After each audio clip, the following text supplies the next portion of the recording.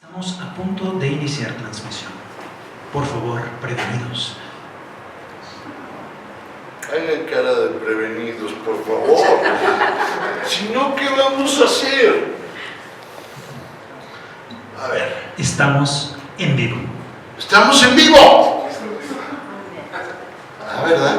Hola, buenas tardes. Qué gusto estar con ustedes. Vamos a platicar de Carlota. Vamos a platicar de mi novela nueva. Déjenme proponerles algo. Les platico un ratón, qué sé yo, una media hora, no más, para no aburrir al respetable, y luego se van a preguntar todo lo que ustedes quieran y manden. Para eso estamos, para platicar, eso es más importante. Yo venía, ahorita que estaba aquí abajo mitoteando, estaba yo pensando, ¿qué les cuento de la novela? Bueno, pues se me ocurrió que debería de contarles de mis relaciones extramaritales con Carlota. Ustedes estarán de acuerdo conmigo, pues que andar con una emperatriz que era la princesa más guapa del mundo, pues es una tentación. O sea, tú la ves pasar y dices, bueno, me sacrifico. El único problema es que cuando uno establece una relación extramarital con una mujer que está loca, muerta y era emperatriz, pues da ciertos problemas. Déjenme contarles mis problemines con Carlota. Y empiezo con algo más o menos simple y obvio. El día que me la topé de a de veras por primera vez. Esto ocurrió, según yo, aquí puedo estar mintiendo por unos meses, pero no importa. Esto ocurrió por ahí de 2010, hace 15 años.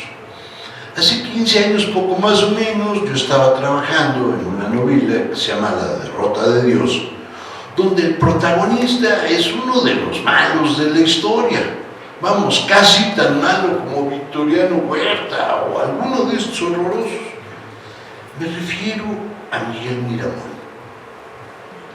Y hay una escena en esa novela cuando la esposa de Miguel Miramón, Concha Lombardo, que esa sí era mujer de a de veras, una romántica de a de veras, es decir, le gustaban los tísicos, los borrachos, los drogadictos, se moría de amor, cantaba ópera, mandaba cartas. Vamos, el romanticismo de ella es tal, perdón que me detenga, que cuando a su esposo lo fusilan, a Miramón lo fusilan, lo primero que le pide al médico es que le raje el pecho, le saque el corazón, lo ponga en un frasco, y Concha Lombardo tuvo el corazón de Miguel, de su esposo, en la sala, hasta que se murió. Es decir, se lo llevó a Europa, regresó. Eso te habla de romanticismo. No tonteras. Bueno, pues en esta escena se encuentran de un lado Carlotita y del otro lado Concha Lombardo. Y Carlota le pregunta a Concha Lombardo, ¿y por qué no me haces una reverencia? Voltea Conchita Lombardo, que era brava y lo que le sigue, y le dice, ¿y por qué no me besas la mano? Yo soy la esposa del expresidente de este país. Tómala, barbón. Es un periodicazo en el hocico. No hay otra manera de describir la escena. Imagínense a esta emperatriz topándose con la esposa de Miramón y está dándole un descolón terrible. Ahí me la encontré por primera vez a Carlotita como personaje. Y yo decía, no, a esta hay que sacarle la vuelta. Ya saben ustedes, no hay que tratar con locas. Pasan los años y empiezo a trabajar en una nueva novela que se llama Pronto llegarán los rojos. Y esta novela cuenta la historia del niño que supuestamente adoptaron Maximiliano y Carlota y del que se adoptaron. Son dos. Uno es un indígena ñañú que le regalan a Carlota en Querétaro y que el chisme de la época en la prensa era que lo iban a adoptar para convertirlo en el heredero al trono. Y el otro es el nieto de Agustín de Iturbide, Agustincito de Iturbide Green, su mamá era gringa. Bueno, y la novela esta trata de cómo el niño ñañú, el niño indígena, está buscando al niño Agustín para degollarlo. Y una vez que le arranque la cabeza, venderle la cabeza a los liberales que están a punto de tomar la Ciudad de México. ¡Está padre! Yo la verdad es que ahí me volví a topar a Carlota varias veces, pero no me decidía yo, o sea, ella sí intentaba seducirme, pero la verdad es que yo me hacía para atrás, o sea, alguien que tiene un par de adoptados que se quieren degollar entre sí, pues no hace buena madre, por obvias razones. Bueno, y sigo trabajando, y en la novela de Juárez, ella vuelve a narrar un capítulo, por supuesto hablando mal de Juárez, pues si te mata al marido, pues hay buenas razones, a mí me pasaría más o menos lo mismo. Vuelve a salir un par de escenas en la de Porfirio Díaz, y ya era obvio que yo ya le estaba sacando mucho la vuelta. Entonces dije, pues llevo 10 años leyendo sobre Carlota, ya la he tratado como personaje, ya la he impulsado, pues vamos al amorío. Y digo al amorío muy en serio, o sea, cuando estás trabajando en la novela, pues es una pasión sensacional. Claro, conforme vas acabando la novela, también se te va acabando la pasión, pero es otro problema. Y entonces decidí trabajar, no más que hay un problema. Pónganse en mi lugar. Ya tomaron la decisión absolutamente insensata de sentarse a escribir una novela sobre Carlota. Y de repente volteas al libro y dices, absolutamente insensata. ¿Por qué lo dices? Ahí están las noticias del imperio de Fernando del Paso, que aquí entre nos parece que el señor va escribiendo bien. Y la novelita, ahí se ve que más o menos. Al ladito está La corona de sombras de Rodolfo Usigli. Entonces, bueno, el señor Usigli, pues también se ve que ahí va para el teatro. Hay 2, 3. Yo creo que sí, esa obra va a funcionar. Y volteas y volteas y volteas, y ahí no me vayan a preguntar cuántas, cualquier cantidad de novelas de Carlota. Entonces dices, bueno, ¿yo por qué estoy metido en esto? Si ya hay tantas, y algunas de ellas maravillosas, obras de teatro prodigiosas. Vamos, es tan demandada Carlota, que ustedes estarán de acuerdo conmigo, que ya mereció su verdadera consagración. El año que entra se estrena la serie protagonizada por Belinda como Carlota. Ya si Belinda te hace, quiere decir que sí eres personaje, que sí tienes rating. Ahora, no vayan a preguntar si Belinda se parece a Carlotita, la verdad es que no. No es por hablar mal de Belinda, pero Carlotita pues estaba como más agarrable, pues. Tenía de dónde asirse uno con Carlotita, en cambio, pues con la pobre Belinda, lo que uno agarra es puro plástico, pero bueno. Tanto peso tenía Carlota que el problema era cómo contar su historia.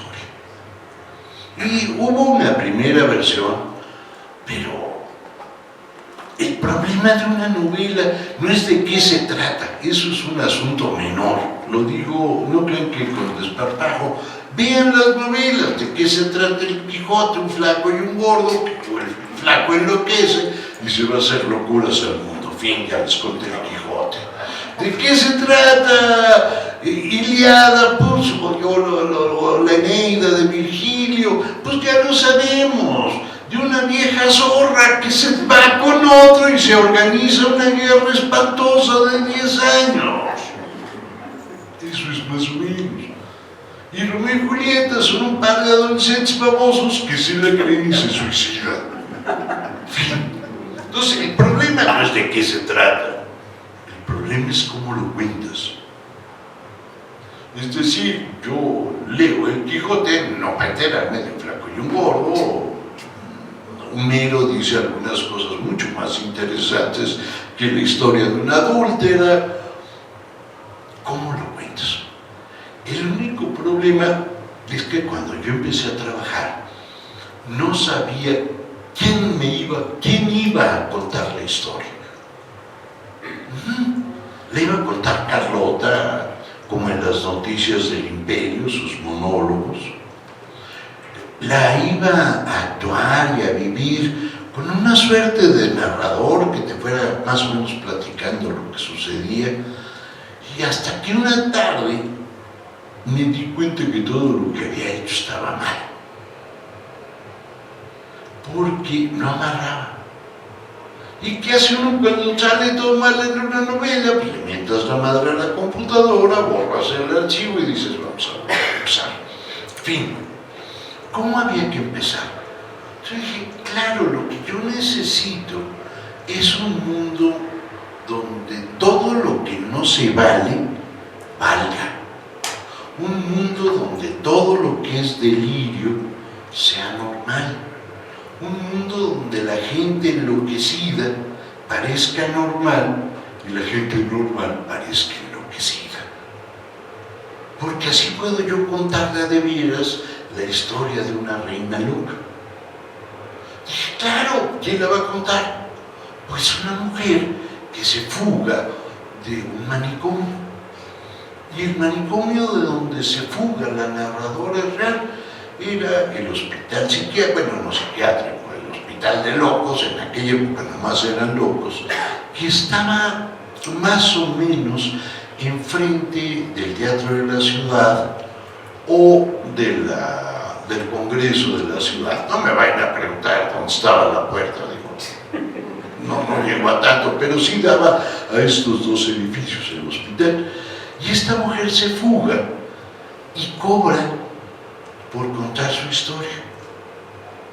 Porque ella, ahí donde ustedes la ven toda mugrosa, borracha, pidiendo limosna, fregadísima, ella fue una dama, la dama de la corte. Y alguien, no sabemos quién, ese es un intelecto, le dice, pues yo te doy una lana y cuéntame la historia de Carlota. Ahora, el juego se vuelve maravilloso porque es una loca contando la historia de otra loca. Cuando una loca cuenta la historia de otra loca, todo lo que puede parecer el delirio se vuelve lo normal. Piensen, por ejemplo, lo que no va a pasar en la serie de Belinda. Y lo digo muy en serio. Fíjense, pensemos en la relación de Carlota con su cuñada, con la emperatriz Sisi, esta que esta película tuvo. Bueno, pensemos en Sisi. ¿Quién era Sisi en realidad? Además de ser la esposa del rey de Austria. Bueno, Sisi sabemos que era profundamente anoréxica y bulímica. Y lo sabemos porque se acabó los dientes de tanto vomitar. Sabemos que sí, a la hora del aquellito, con el rey de Austria, se metía en su cosita un algodón mojado con agua y aceite, perdón, y vinagre. Bueno, aceite y vinagre siempre van juntos en la ensalada, pero esta no es tal cosa. Entonces, con vinagre, para que funcionara como una suerte de anticonceptivo. Claro, por supuesto, entraban los espermatozoides y con el vinagre, pues era como si les echaras napalm, ¿no? Se quemaban ahí todos. Sabemos que era profundamente adicta. Le entraba el clorhidrato de cocaína con singular alegría. Tenía la nariz despedazada, así, sí.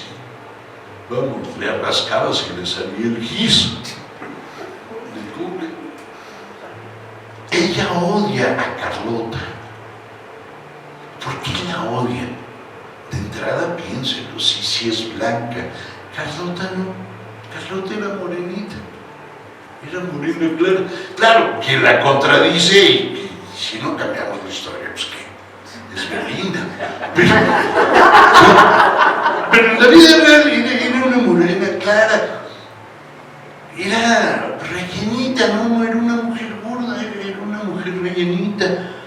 Y la ve, sí, y esto lo sabemos por la correspondencia de la nobleza de aquella época, cuando empieza a decir que es una gorda asquerosa, que camina como pato, belga, que cuando tenga un hijo y quede embarazada se va a ahogar el feto en su manteca.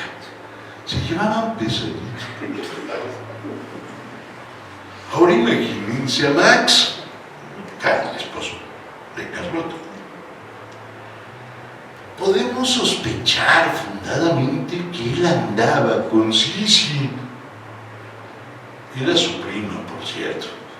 Pero al grito de que a la prima se le arruinara, pues parece que algo pasó ahí. No me vayan a preguntar con precisión qué sucedió entre Maximiliano y Sisi, pero todo lo indica. Varias veces Maximiliano se la lleva de viaje, sobre todo a las islas griegas, a Corfú. Y sabemos que llegaban y bajaban todos los muebles del yate de Maximiliano para amueblar la casa y se quedaba 6 meses con la cuñada. Carlotita, pues ahí estaba en Miramar, del otro lado del mar. No solo eso, a Maximiliano le da, es claro, en la correspondencia, en los chismes que corren, le da un poco de asco Carlota. Piénsenlo. Se pasó de buena. A él le gustan las mujeres románticas. Una mujer con tuberculosis le parece muy sexy. No en vano,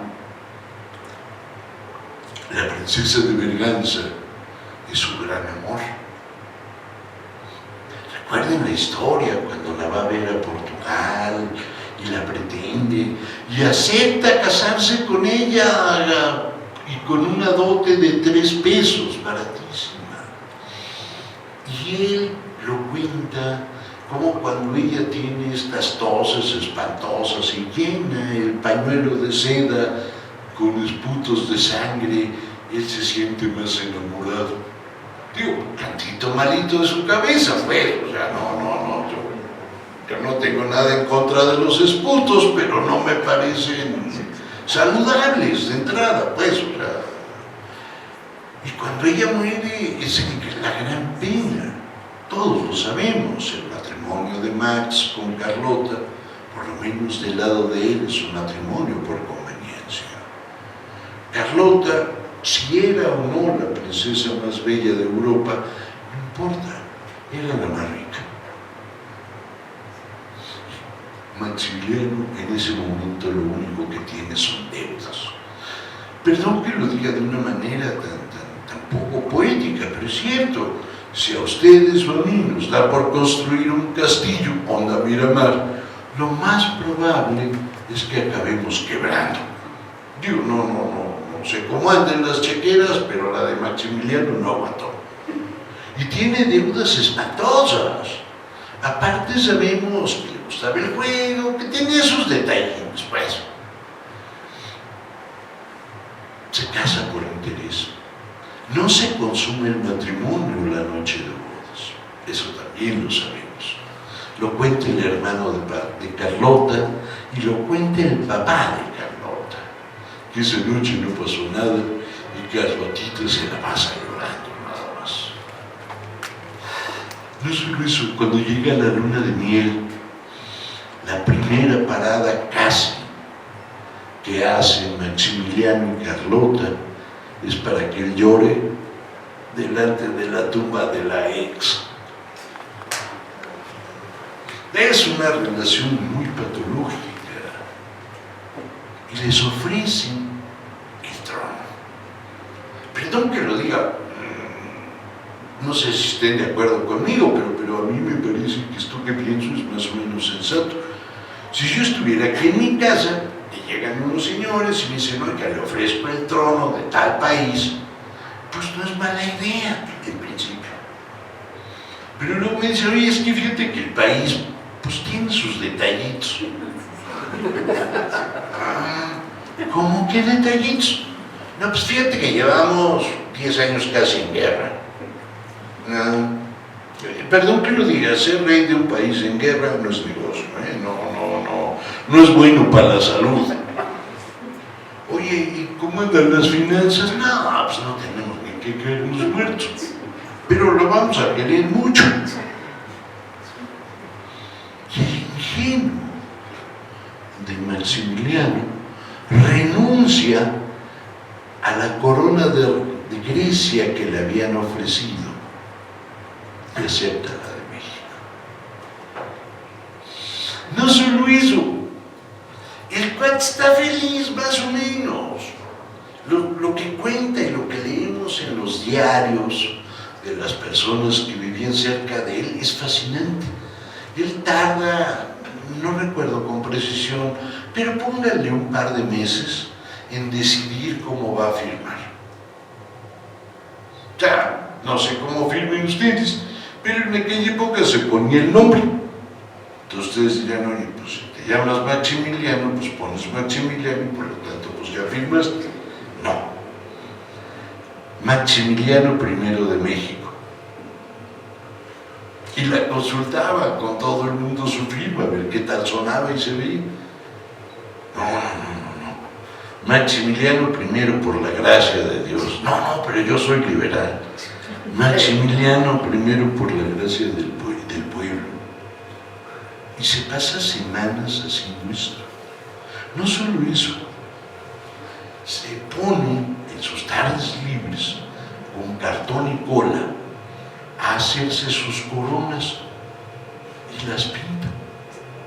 Y cuando termina de hacer sus coronas, sale de su estudio a buscar a Carlota, al carpintero, al que fuera, ahí en Miramar, o al pizzero, o al que hacía el espagueti, o el que fuera. Le decía, ¿qué tal me queda la corona? ¿Cómo la ven? Le falta el rubí, o le cambiamos los rubíes por diamantes. Luego empieza a discutir su escudo de armas. Si alguna vez lo ven, es fascinante. Tiene una piña de piña, pues, como el agua de piña. Hasta arriba hay una piña. Adivinen por qué. Por la exnovia. Es la fruta oficial de Brasil. Ella era la hija del emperador de Brasil, de Pedro I. Y entonces, pues, ¿por qué no le vamos a poner la piña? Se empieza a vestir como rey y ensaya cómo se va a mover. Claro, los que lo contrataron de rey le dicen, oiga, su majestad, ¿cómo ven que platicamos de centavos? Porque alguien tiene que organizar la hacienda pública. Y él les decía, no, revisemos el ritual de la corte para el próximo baile. ¿Qué es mejor que vaya? ¿Una mazurca? ¿Una polca? Yo creo que vals no, porque estarán de acuerdo conmigo que es como el perreo de ahora. En aquella época el vals era muy pecaminoso, no como hoy se daban sus arrimones, era escandaloso bailar vals. Oye, ¿y qué vamos a servir? ¿Qué vinos habrá? Y el imperio se desangra, el imperio se desmorona. Carlotita quiere meter orden, pero tampoco puede meter mucho orden. porque aunque tiene presencia en la corte, tiene como regenta un peso en el Consejo de Ministros, está chiflada. No tan loca como acaba, pero ya se le empieza a notar. Y cuando digo se le empieza a notar, es horrible. Y cuando aquello se empieza a desmoronar de veras, imaginen la escena, por favor. Ustedes ven el castillo de Chapultepec, que no es el de ellos, el que nosotros conocemos es el de Porfirio Díaz, que perdón que lo diga, tenía más gusto y lana. El castillo de ellos era, pues no estaba mal, pero no era la gran cosa.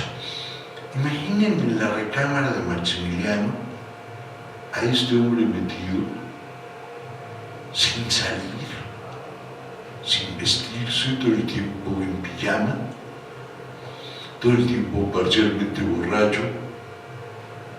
En la otra recámara, Carlotita gritando que maten al nieto de Iturbide, la tía del nieto de Iturbide caminando por el pasillo. No hay quien limpie ya. Los juaristas están ganando la guerra. Porfirio Díaz está a 3 cuadras. Bueno, 3 cuadras es un decir, pues está ya muy cerca.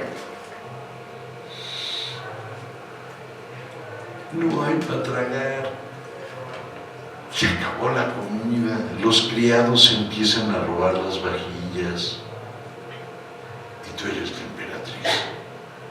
Perdón que lo diga. Eso es el horror. Lo demás son boberas. Y llaman a los ministros. Y no hay ministros. Ya huyeron. Y organizan a los ejércitos. Y no hay ejércitos. Los franceses ya se están yendo, ya se fueron. Le hablas a la iglesia y Monseñor te dice, vete por un tubo, porque me traicionaste. Y hablas con la gente de cierta posesión económica o los ricachones de aquella época, que no crean que eran tan ricos. Pues en un país en guerra ser rico no es de veras, es muy difícil. No les contestan. Es un mundo del delirio. La única manera de poder contar esto y que todo pareciera normal era con una loca como narradora. Porque entonces todo lo que hace Carlotita, todo lo que hace Maximiliano, todo lo que pasa se vuelve normal. Y alguien me diría, oye José Luis, ¿y para qué lo quieres volver normal? Porque de esa manera tú logras reflejar con mayor precisión eso que estaba sucediendo. Porque ya no tienes que decir qué asco tal cosa. No, pues es que el emperador no se baña. Oye, ya se bañaba así, diario. ¿Y por qué ya no? No, pues es que le da flojera, tiene migraña, no quiere ver a nadie. Ha pedido dinero para hacer un nuevo jardín y se lo han negado. Claro, no es que lo negaran, no había. Es que ya se dieron cuenta que entran a la recámara pomadas de mercurio, bueno, de azogue se decía en aquella época. Y las pomadas de azogue en aquella época servían para tratar los males inconfesables, es decir, una sífilis marca lloradas. Esta posibilidad también de ir recuperando los chismes que corrían en aquella época, el de la India Bonita, ahí en el Jardín Borda de Cuernavaca, o recuperar los chismes de cuando Maximiliano decide instaurar una bebida nacional para el país, que era una copa champañera, de estas que son como flautitas, mitad pulque, mitad champaña. Y se lo tomaban. O sea, dejen que lo hicieran. y se las ponían. Imaginen ustedes cuando Carlota ya se va a Europa a tratar de conseguir dinero, apoyo, etc. Y ya se vuelve totalmente loca. Y llega el enviado de su esposo, José Luis Blasio, que era, por cierto, su secretario, uno de sus secretarios. Y José Luis Blasio, en sus memorias, nos cuenta cómo era el hotel donde estaba Carlota hospedada. Estaba en el mejor hotel de París de aquella época.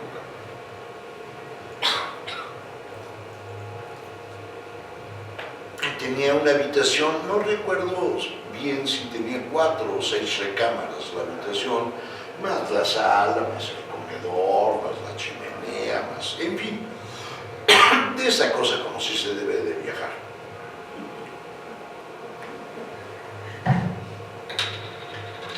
Y entra Blasio, y lo primero que huele es esa carne podrida. Se queda viendo, y de un lado, hagan de cuenta ahí, hay una nave. En todo el piso hay plumas de gallina. Todas las alfombras, todos los tapetes y los cojines manchados de sangre de gallina. Las gallinas colgadas de los candiles muertos. Porque Carlotita tenía que ver cómo las mataban, porque si no, no se las comía. Blasio trata de ayudar a Carlota. Lo único que puede conseguir José Luis Blasio es acompañarla a una fuente cercana para que recoja agua, Carlota, una jarra, porque es la única que no puede tomar. Perdón, es la única que puede tomar, porque las demás están envenenadas. Carlota le cuenta a Blasio y a toda la gente que la va a ver ya en este estado dementado, cómo se le aparece Cristo crucificado y cómo este Cristo crucificado empieza a cambiar hasta que se convierte en Maximiliano, y cómo ella lo desclava y le lame las heridas. Pero como otras veces ese Cristo se transforma en Napoleón III o en el Papa. Cómo se le aparecen demonios con la forma de Juárez o con la forma de la esposa de Napoleón III, de Napoleón III. Y así va a vivir 60 años. Que quede claro, Carlota entierra a toda su generación. El más chavito de esa generación, para nosotros muy importante, Porfirio Díaz, que es un jovenzuelo en esa época, se muere 10, casi 12, 14 años antes que Carlota. Carlota sobrevive a la Primera Guerra Mundial. Se muere en los años 20.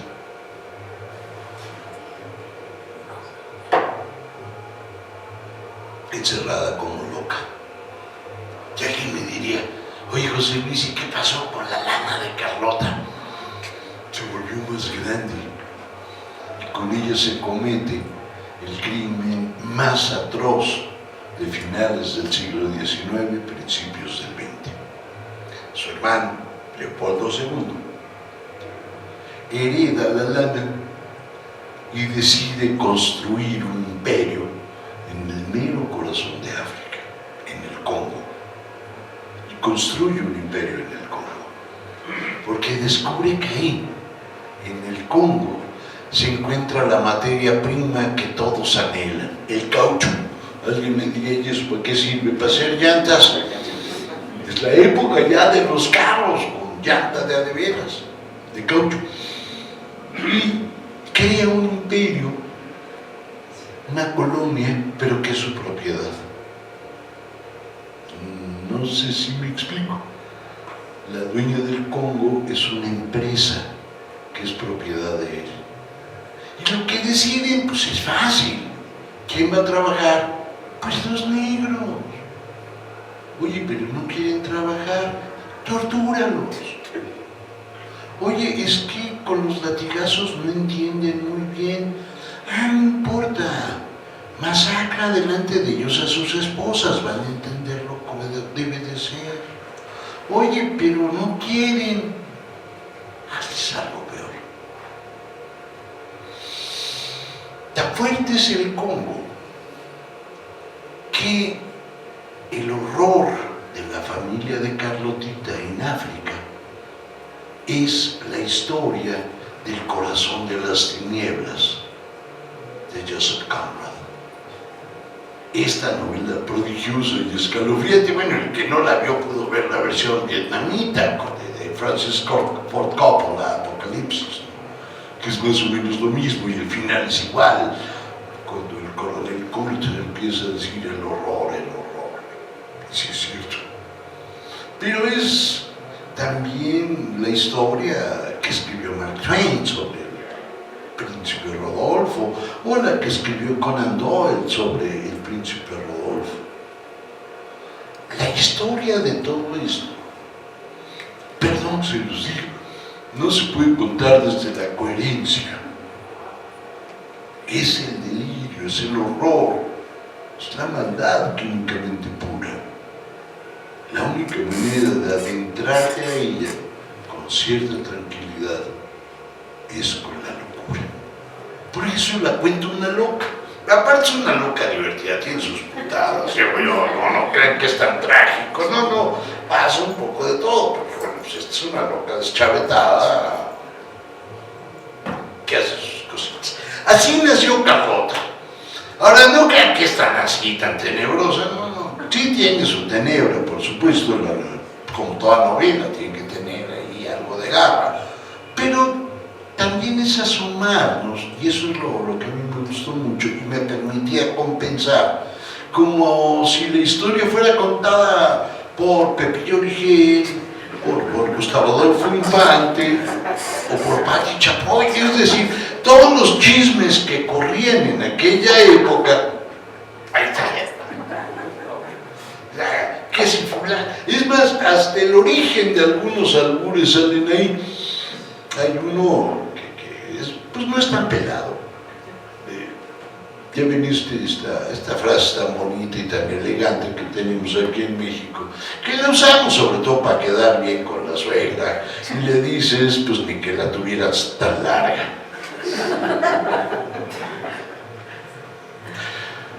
Esta frase nace en el Imperio,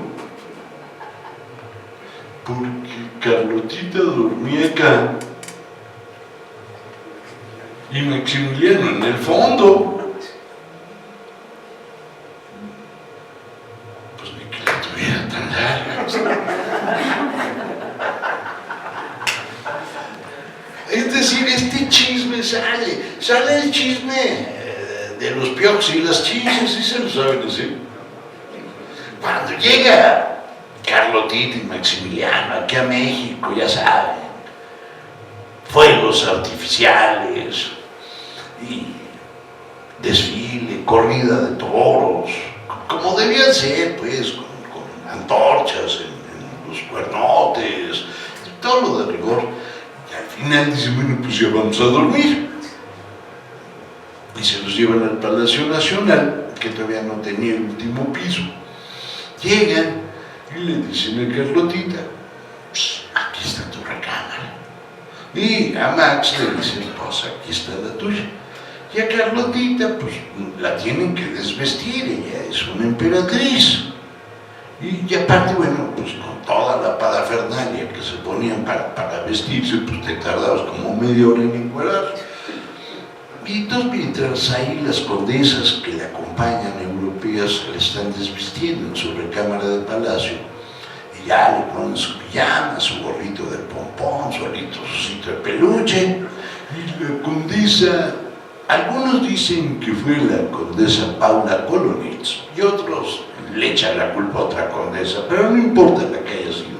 Levantan las cobijas y la colcha y un caminadero de chinches. Pero perro, pues, o sea, hartos. Y Carlotita dice, no, pues yo aquí no. Y la condesa dice, pues llévense esta cama y traigan otra. Y traen otra igual. Todas estaban así. Y Carlotita pasa su primera noche en un sillón, sentada, viendo el patio de Palacio Nacional y con hartas velas y carbones encendidos para que no lleguen todos los bichos. Mientras tanto, Maximiliano también se había encontrado piojos, chinches, etc. Pero él era un hombre más práctico que Carlotita y se durmió sobre la mesa de billar de la cantina del palacio. Ahí no había chinches. Imaginen a este imperio que empieza así. Perdón, se los diga, no puede ser una cosa seria. O sea, no sé qué me dice, es que el imperio mexicano.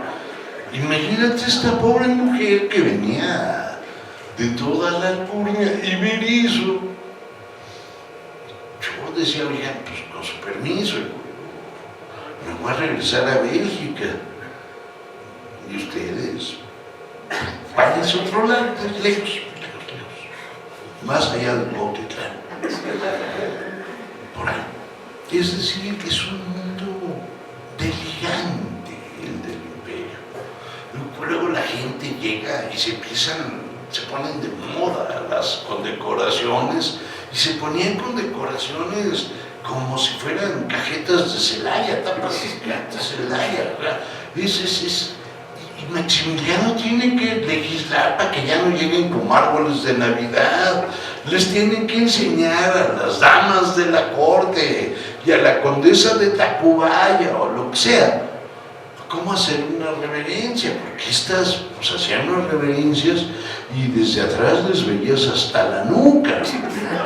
O sea, es decir, ni siquiera la gracia para ser así, pues. Ese mundo es fascinante. Esa es la historia. No les cuento los detalles porque son peores o más extraños, pero, y como siempre, todo lo que pasa en la novela, que eso es lo que siempre hago, todo es cierto, pero todo es falso. Es decir, todo lo que se cuenta en la novela está documentado. Que esté documentado le da cierta certidumbre, muy bien, pero no es la verdad, la gente miente por escrito. No, en este país sabemos de eso, no. Entonces, si la gente miente hablado, pues por escrito también. Entonces, yo me tomé en serio todo lo que era endeble. Y lo curioso es que cuando medio la leí ya por última vez para revisar las pruebas antes de que se fuera a la imprenta, me sorprendió porque es cuando tú descubres si funciona o no. Según yo sí funciona, pero digo, es como mamá cuerda, ¿no? ¡Ay, qué chulo está mi hijo!, ¿no? Está bien güero, etcétera, etcétera. Es un cuervo, está todo feo. Igual te pasa, pero lo que sí me di cuenta es que sí creo que logré esta posibilidad de que lo sensato pareciera insensato. Bueno, ya estuvo. Yo ya les platiqué, conste. No sé cuánto tiempo llevo, pero ya les platiqué hace un rato. Ahora pausa lo importante. ¿A poco no? Miren nada más. Abajo a mi derecha, aquí tenemos un caballero. Y tenemos un micrófono. Se vale preguntarlo todo. Por favor, se vale chismearlo todo. Para eso venimos, si no, ¿a qué onda? ¿Quién empieza? No le saque, le digo quién le pone los cuernotes, como decía el de Coyoacán. Por favor. Sí fue cierto que cuando se regresó a Europa fue a ver al Papa y a Napoleón para pedir apoyo para que Maximiliano no cayera. Sí, eso es total y absolutamente cierto. La historia de lo que ahí pasa es una tragedia escalofriante. Sale de Chapultepec, digamos, a Veracruz, de Veracruz llega a Marsella, si mal no recuerdo, de Marsella a París, luego de ahí ya se va para Italia a ver al Papa. Cuando llega a Veracruz, ya va bastante chifladona, no se puede subir al barco, porque si se sube al barco es una grosería. El barco no tiene bandera mexicana. Tú dirás, ¿y eso qué? No, si tú eres el emperador, te tienes que subir en un barco que tenga la bandera. Yo por eso no trabajo de emperador y uso Uber, o sea, no crean que es por otra razón y me da yo lo mismo. Pero es parte del protocolo. Las autoridades de Jarochilandia tienen que negociar con el capitán del barco para arriar la bandera y poner la bandera mexicana. Cuando llega el barco y se sube, esto también es real, pues el barco es un muladar. O sea, no, es un barco de lujo, es un barco casi carguero.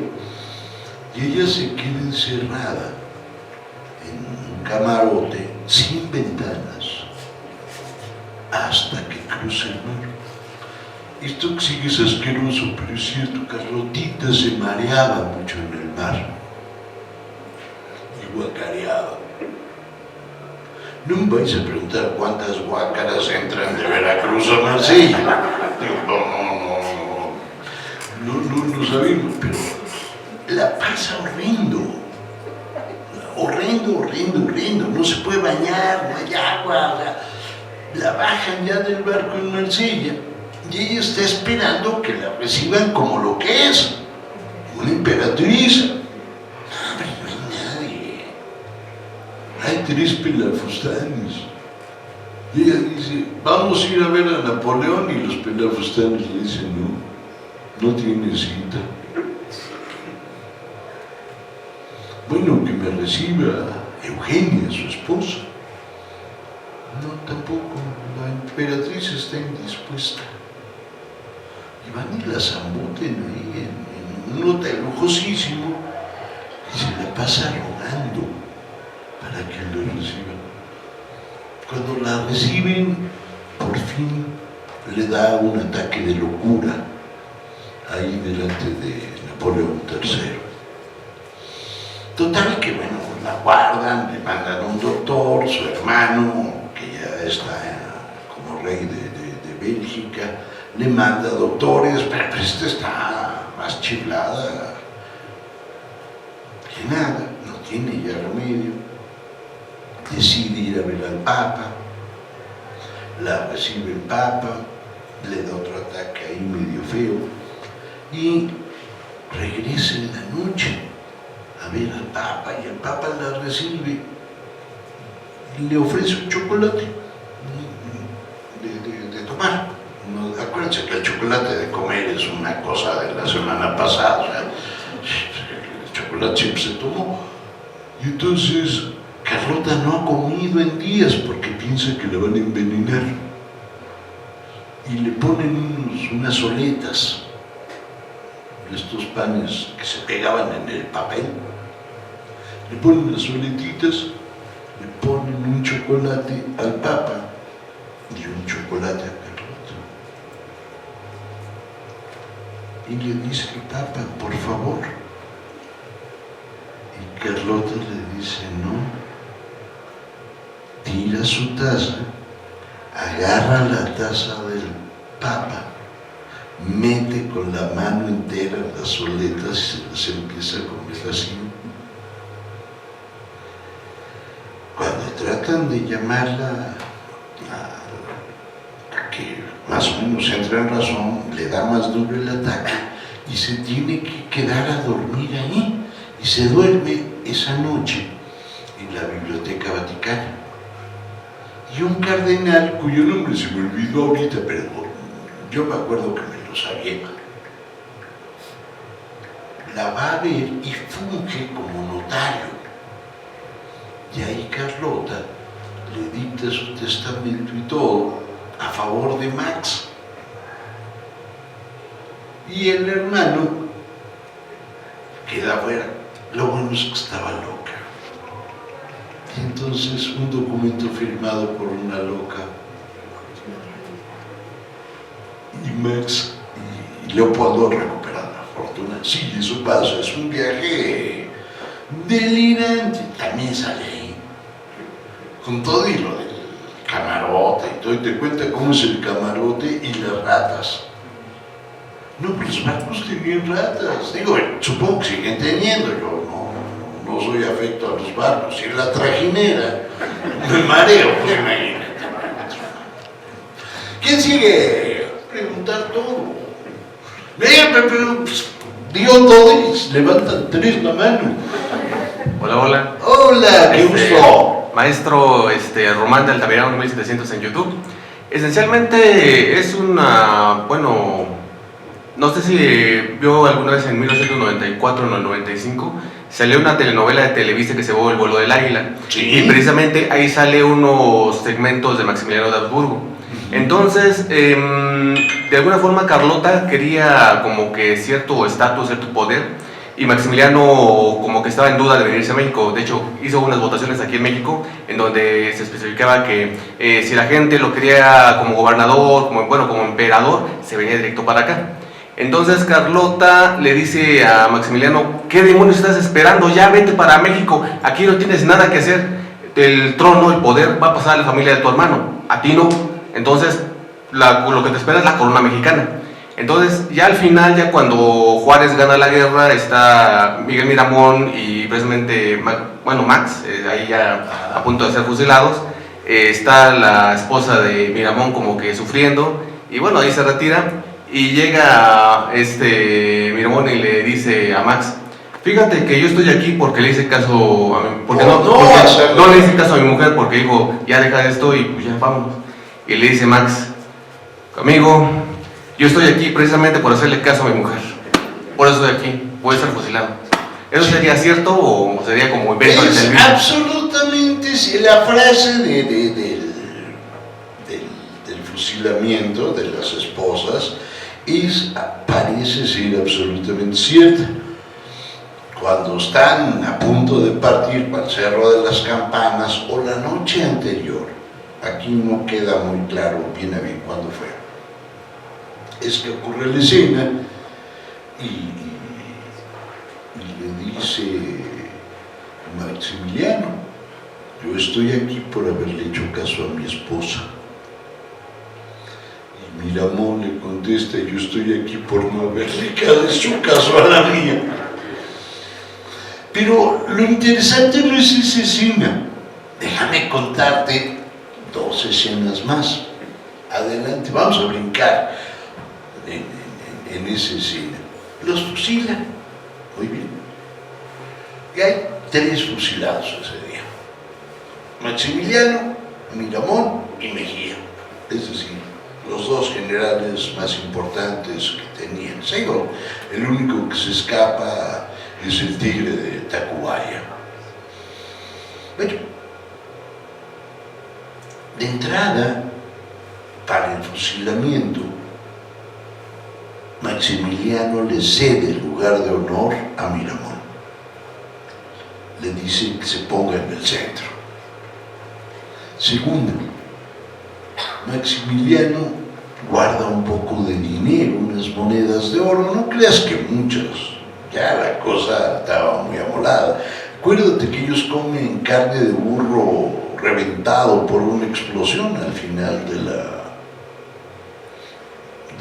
del sitio de Querétaro, y le dan a cada uno de los del pelotón una moneda para que no le den en la cara.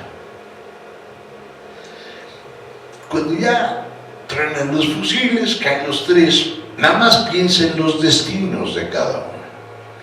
Maximiliano era un hombre alto, delgado, y no entra en la carretilla. A los muertos se los llevaban en una carretilla.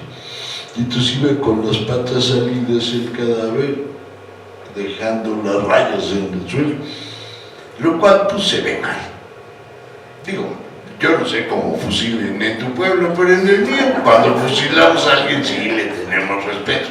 Llega la señora, le pone su cobija, no le vaya a dar gripe. Entonces, le tienen que romper las piernas al cadáver de Maximiliano para echarlas, doblarlas al revés. A Maximiliano lo llevan, si mal no recuerdo, creo que sea a los Capuchinos, y ahí lo embalsaman. Y para embalsamarlo, en algún momento tienen que colgar el cadáver de cabeza para que se le salgan todos los dentros. Y cuando llega Juárez a Querétaro, prohíbe, desde que va en camino, que descuelguen a Maximiliano. Está el cadáver de cabeza, desnudo, todo rajado para que se le salgan todos los fluidos, y entra Juárez y lo ve y lo escupe. Eso es real. A Mejía, el otro general fusilado, su familia está tan pobre que no saben qué hacer con el cadáver. Y lo embalsama la esposa de Mejía el cadáver y lo sienta en la sala. Así.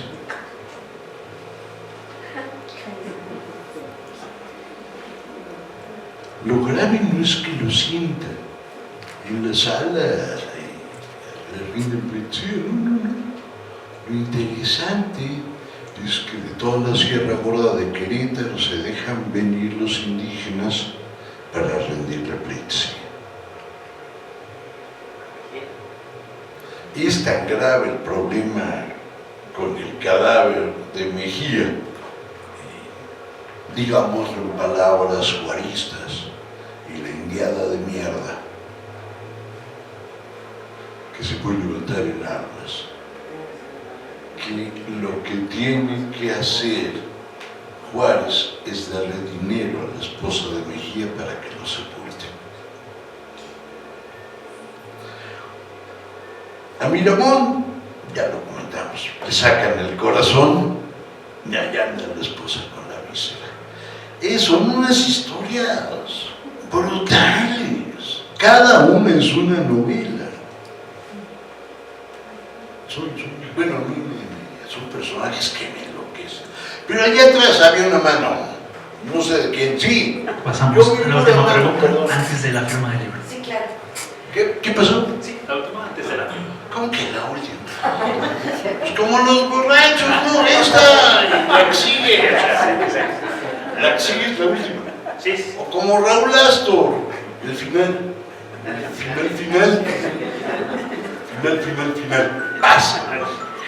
Nada más quería saber si hay algún tipo de documentación o de chisme por ahí que contaran cómo eran esos ataques de Carlota, que contaran qué era lo que hacía, bueno, no tanto lo que hacían y cómo se comportaba, qué eran los detonantes que pudieran pensar como, tal vez pensándolo ya más actual, a lograr un perfil psicológico de qué es lo que tenía.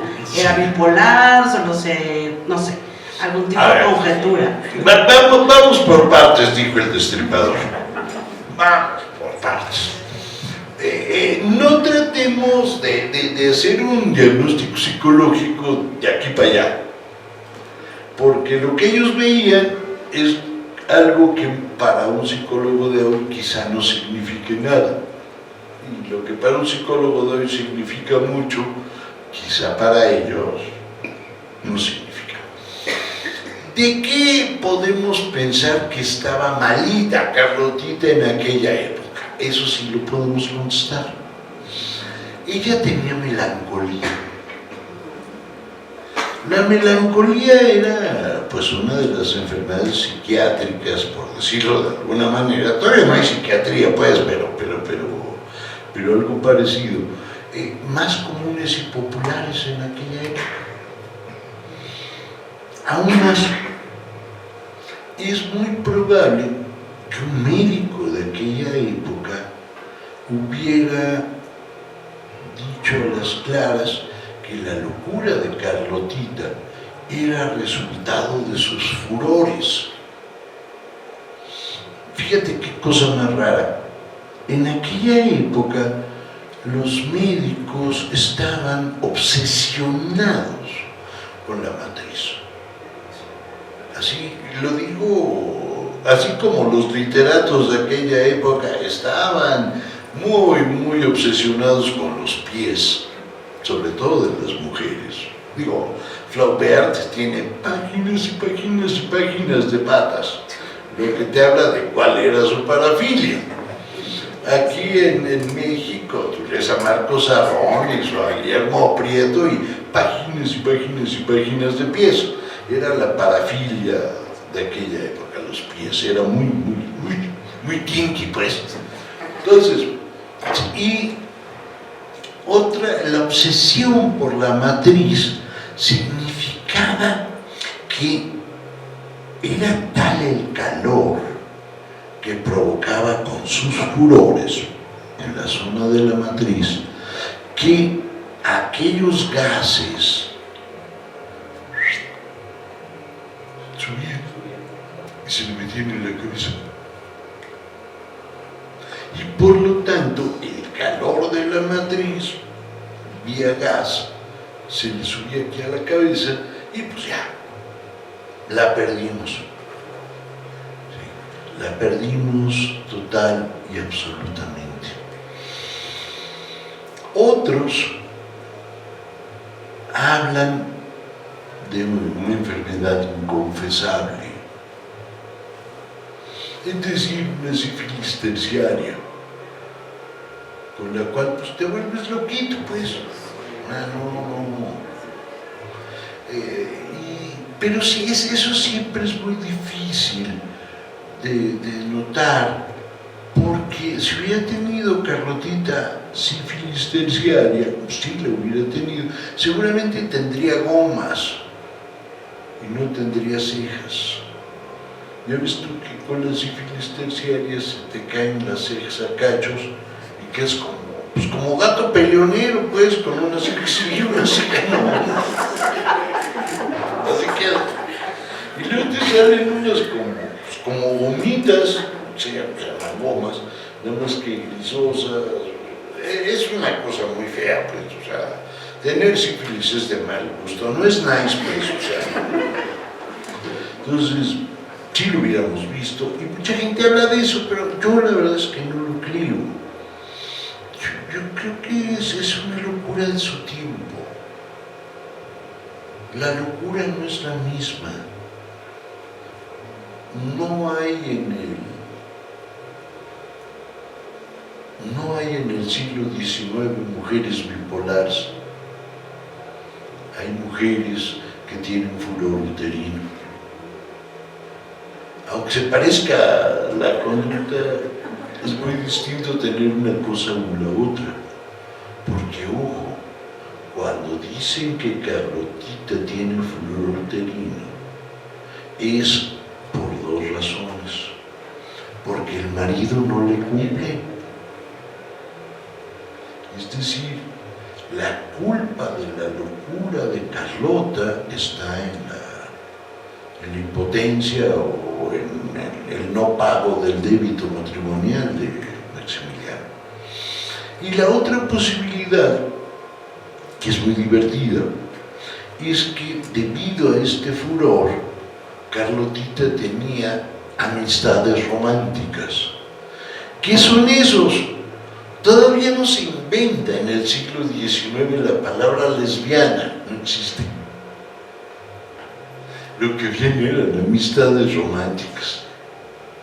Y eran estas mujeres que andaban juntas, se daban de besos, se dormían juntas, despertaban despeinadas. Y seguramente mantenían una relación carnal, lo que hoy llamaríamos una relación lésbica, pero en aquella época, como no se ha pensado en la posibilidad de que exista tal cosa como el lesbianismo, era el resultado de que el hombre no le cumplía. Aquí en México, el primer cuento lésbico que yo conozco, que está en Los Piratas del Boulevard, es un cuento de la época de Don Porfirio. Te cuenta que dos mujeres van caminando por el Boulevard de Plateros, por la Avenida Madero hoy, y pues son dos lesbianas, y todo el mundo lo sabe. Pero el cuento, lo divertido, lo interesante, no es que sean lesbianas, sino que todo el tiempo se pasa el autor culpando a los maridos de que ellas son lesbianas porque no les cumplen. Como si se curara, pues, o sea, no. Pero es la época que un coito forzado era una manera que es que de curar, ¿no? Lo que no se cura, pues. Usted dice, échate antes de que llegue, antes de que échate, habla rápido. Ahora sí empezamos a la última. La última. Las damas primero. Perdón, ¿se arrepintió Maximiliano de no haber aceptado la corona de Grecia? ¿Le habría convenido más? No, yo creo que no se arrepiente. Depende de cómo lo veas. Mira, a nosotros nos parece, a ti y a mí, que el segundo imperio, el imperio de Maximiliano aquí en México, fue muy breve, que apenas duró tantito más de 3 años. ¿Muy bien? Bueno, los presidentes duraban 6 meses. 3 semanas. O sea, no sé si me explico, eran tan fugaces que no te alcanzabas a aprender el nombre del presidente cuando ya le habían dado un golpe de Estado. Si un gobierno en esas condiciones dura 3 años, perdón, fue un gobierno largo para la época. No solo eso, Maximiliano encuentra cosas que lo divierten. Vamos a arreglar un castillo, vamos a hacer el paseo de la emperatriz, el paseo de la Reforma hoy, vamos a inventar el Conservatorio Nacional, tráete a Zorrilla porque vamos a poner el Don Juan Tenorio, claro, con Zorrilla, el autor original, de veras, no con Albertano. O sea, no, neta, o sea, sí, no es conmigo. El señor Zorrilla, el señor Albertano, estamos de acuerdo. En el caso de doña Inés, entre el bombón asesino y... me quedo con el bombón asesino. Pero más allá de Ninel y de Albertano, él está muy metido en esta corte. Le encanta el chisme, le encantan las comidas, los bailes, pero él se la pasa bastante bien.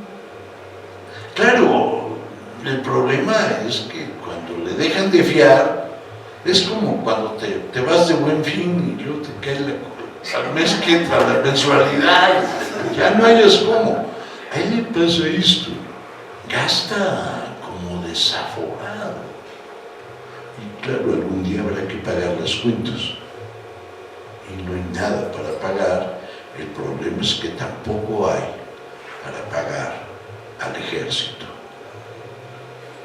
Te mueres fusilado. Digo, poco más o menos. Oigan, pues ya dicen que ya, porque si seguimos nos van a sacar de los pelos. A ustedes, a mí, muy sustancia, pero bueno. Entonces, pues les doy las gracias. De verdad, muchísimas gracias. Gracias.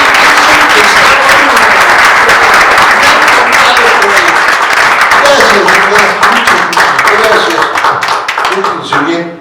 Y vaya los que están allá ¿cómo se llama? En la nube o en donde estén. Bueno, ya. Muy bien, nos quedó cupo. Bueno, eso espero. Si no, pues ya se acabó.